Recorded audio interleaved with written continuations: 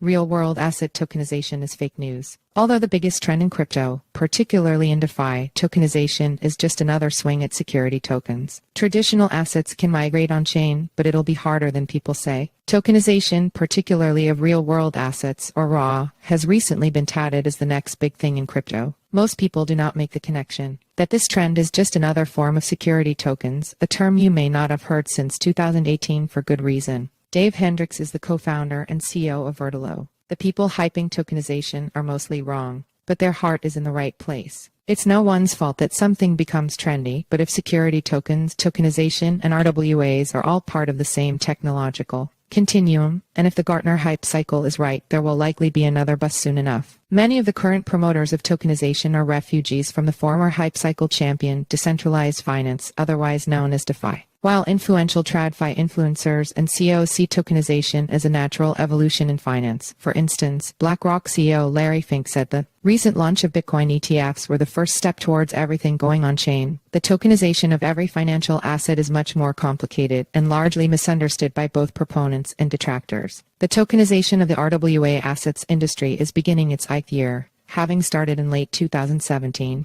My firm, Vertilo, launched one of the first fully compliant Reg D/S equity tokenizations in March 2018. The challenges that we encountered, too many to recount here, led us to pivot from our original role as an issuer of tokenized equity to a picks and shovels enterprise software company with an aim to connect and enable the digital asset ecosystem. See also, Andy Warhol artworks to be offered as tokenized investments on Ethereum since the time we saw the expansion and subsequent massive contraction of non-fungible tokens NFT and DeFi. NFTs and DeFi were easier and more end-user-friendly applications of tokenization technology. In the case of NFTs, you could buy computer-generated art that would be represented by a tradable token on easily accessible marketplaces like OpenSea. If you ask me to map the progress of NFTs to Gartner's hype cycle, I would place them post-peak and sliding fast through the trough of disillusionment. For instance, OpenSea investor Kodu marked down of their $120 million investment to $13 million, based on the exchange's diminishing fortunes. Likewise, the formerly red-hot DeFi market has demonstrated its own cooling, with many projects now seemingly rebranding and refocusing on real-world assets. This includes DeFi titans Maker DAO and OV. Teams touting their RWA cred now point to large, traditional financial institutions as clients or partners, which makes sense since many DeFi founders cut their teeth at Stanford or Wharton Business School before working at Wall Street banks. Bored by quant jobs supporting bond salesmen and equity traders, but enamored with the volatility and work-life balance that came with decentralization, the DeFi movement is well acquainted with the world and money of global finance, but less enamored with its rules, regulations, and rigor. As astute observers of trends, smart DeFi founders and their engineer mathematicians saw the writing on the wall and exited the governance token airdrop game in 2022 and started retooling their marketing and strategy to create the new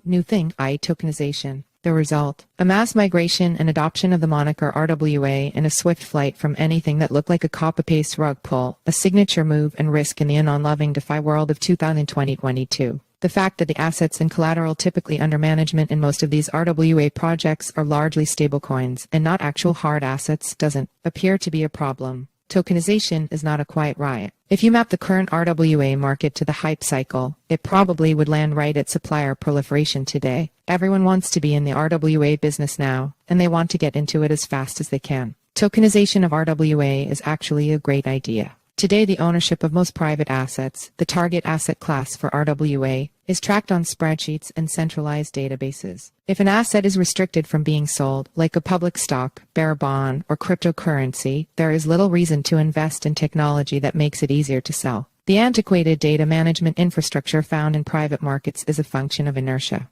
And according to RWA proponents, tokenization fixes this. Does tokenization actually fix this? There's some truth to this little white lie, but the absolute truth is while tokenization, by itself, does not solve liquidity or legality problems when it comes to private assets, it also introduces new challenges. RWA tokenization advocates conveniently sidestep this issue, and it's easy for them to do so since most of the so-called real-world assets being tokenized are simple debt or collateral instruments that are not held to the same compliance and reporting standards as regulated securities. In reality, most RWA projects are engaging in an old process called rehypothecation, where the collateral is itself lightly regulated cryptocurrency and the product is a form of a loan. That's why almost all RWA projects tout money market type yield as their drawing card.